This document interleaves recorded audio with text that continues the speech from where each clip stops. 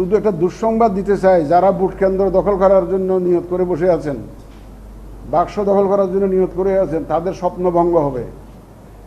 তাদের স্বপ্নভঙ্গে আপনারা সেই দিন এই ইতিহাস ভুলে যান, ভোট কেন্দ্র দখলের ইতিহাস ভুলে যান। ভোটের বাক্স দখলের নিয়ত যদি থাকে আপনারা দয়া করে সরে আসুন এই নিয়ত থেকে। আমরা অত্যন্ত কঠোর অবস্থানে থাকবো এবার ইনশাল্লাহ। দাঁত ভাঙা জবাব দিতে হবে। তারা ঘুঘু দেখেছে, ফাঁদ দেখে নাই, এবার ফাঁদ দেখবে তারা। যারা মনে করে যে আমরা এই যে কেন্দ্র দখল করে জিতবো, বাক্স দখল করে জিতবো, সেই সুযোগ ইনশাল্লাহ তারা পাবে না। এখানে আমরা দেশবাসীকে সাথে নিয়ে, আইনশৃঙ্খলা বাহিনীর সহায়তা এবং আপনাদেরকে সাথে নিয়ে আমরা এই কাজটা সারবো ইনশাল্লাহ। আপনারা তো জানেন যে পুরা ভোট, কনস্টিটিউয়েন্সির ভোট ক্যান্সেল করার জন্য বিধান আমরা করছি।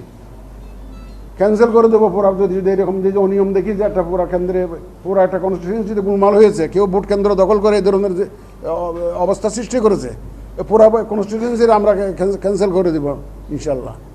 সুতরাং একটা সুষ্ঠু, সুন্দর, গ্রহণযোগ্য নির্বাচনের জন্য যে প্রতিশ্রুতি জাতিকে আমরা দিয়েছি, সর্বশক্তি দিয়ে, যতক্ষণ আমাদের সেন্স আছে, সর্বশক্তি দিয়ে নিরপেক্ষভাবে, প্রফেশনালি, একদম পেশাগত দক্ষতার সাথে ইনশাল্লাহ আমরা এটা মোকাবেলা করব। আপনারা জানেন যে আমি বহু জায়গায় এই কথাটা বলেছি, এই যে সামাজিক যোগাযোগ মাধ্যমে যে অপপ্রচার যেটা হয়, এআই এর অপব্যবহার যেটা হচ্ছে, এটাকে আপনাদের সহযোগিতা আমি চাই। আপনারা দয়া করে একটু অ্যাওয়ারনেস রেজিংয়ে আমাদের সাথে অংশ নেবেন। আমরা এই সম্ভবত সেপ্টেম্বরের শেষের দিকে অথবা অক্টোবর থেকে কিন্তু বিশাল আকারে অ্যাওয়ারনেস রেজিং ক্যাম্পেইন করব। ভোটার এডুকেশন, মানুষকে আগ্রহী করে তোলা। মানুষ তো এই যে ভোটের কেন্দ্রে আসতে চায় না, এই যে গত 15 বছর তারা তো এই অভ্যাসে চলে গেছে এটা। সুতরাং আমরা তাদেরকে ভোট কেন্দ্রে নিয়ে আসার জন্য একটা অ্যাওয়ারনেস রেজিং ক্যাম্পেইন করব এবং আপনাদের সহযোগিতা চাই।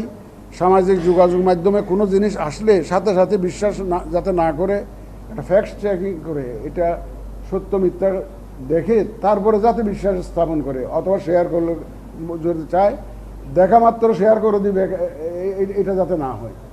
আমাদের একটা অভ্যাস হয়ে গেছে কি, নেগেটিভ একটা, নেতিবাচক একটা খবর দেখলে এটা সবাই আগে পড়তে চায়, এটা সবাই আগে দেখে আর বুঝে না বুঝে যাচাই না করে এটা শেয়ার করে দেয়। এই জিনিসটা আপনারা একটু দয়া করে, আপনারা সাংবাদিক ভাইরা, আপনারা একটা এই সচেতনতা, অ্যাওয়ারনেস ক্যাম্পেইনটা একটু করুন আপনারা নিজ উদ্যোগে, যাতে মানুষ যাতে সত্য মিথ্যা যাচাই না করে, কোনো জিনিস যাতে বিশ্বাস না করে। আপনারা দেখেছেন আমরা এবার আমাদের সেনাবাহিনীকে, ডিফেন্স ফোর্সেসকে আইনশৃঙ্খলা বাহিনীর সংজ্ঞার মধ্যে অন্তর্ভুক্ত করার জন্য আমরা উদ্যোগ নিয়েছি, যাতে করে ওই যে আগে যে কি স্ট্রাইকিং ফোর্স উইদাউট স্ট্রাইক, প্রয়োজনের সময় স্ট্রাইক নাম দিয়েছিল স্ট্রাইকিং ফোর্স, আগে আমরা 3টা নির্বাচনে দেখেছি তো, বাট দে নেভার স্ট্রাইক, ওই দেখানোর জন্য করেছে। কিন্তু এবারে ওই স্ট্রাইক করা হবে। এবার যারা আমাদের সেনাবাহিনী যাতে আইনশৃঙ্খলা বাহিনীর সংজ্ঞায় অন্তর্ভুক্ত হয়, সে উদ্যোগ আমরা নিয়েছি। সুতরাং তারা আরও সক্রিয়ভাবে এই আইনশৃঙ্খলা রক্ষায় ইনভলভ হবে ইনশাল্লাহ, আমাদের সেনাবাহিনী এবং আমাদের ডিফেন্স ফোর্সেস, সেনা, নৌ, বিমান বাহিনী, কোস্ট গার্ড, নেভি, সবাইকে আমরা ইনভলভ করবো। কোস্টাল এলাকায় তো এই যে নেভি এবং কোস্ট গার্ডকে আমরা ব্যবহার করি। এয়ারফোর্সের সাহায্য দরকার হয় আমাদের, বিশেষ করে হিল এলাকাতে, হিলি ডিস্ট্রিক্টগুলোতে দরকার হয়। প্লাস আমাদের ভোটের মালামাল বিভিন্ন সময় ক্যারি করার জন্য তাদের দরকার হয়। সুতরাং সব বাহিনী এখানে ইনশাল্লাহ সম্পৃক্ত থাকবে।